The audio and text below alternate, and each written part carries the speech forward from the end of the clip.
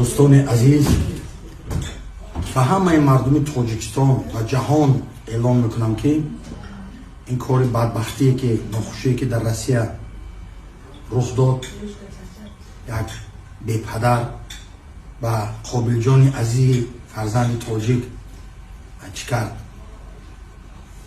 خون نوحق ریخت و شهید اعلی شد.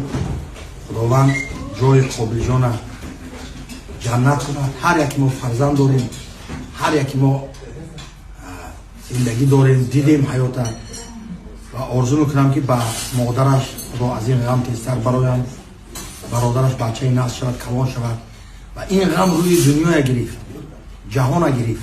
و من یک برنامه که در شهر نیویورک داشتم 22 دکبر، برنامه من باز داشتم، یعنی برنامه نمیشه دیگه وقت نمیشه نصیب باشد. و در روسیه هم برنامه داشتم، باز داشتم.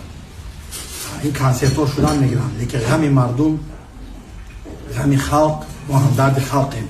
و اینجا بچه های امریکا پول جمع کردن، خیلی پول کلان جمع شد و این پول بوده پرویز جان، رحمت جان، سایحونه جان و دیگر برادرای من پول جمع کردن بوده. این پول خدا خواهد به مادری زاری همون قابل جان میرسونم.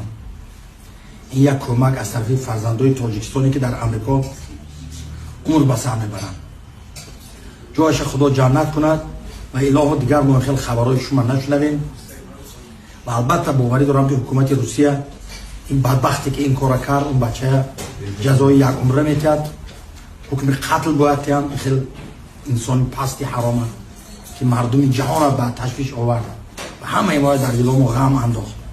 برای این روح قابل جان شاد، جایی که جنت باشد، کنسرت ها دیگه وقت شدن میگیرن.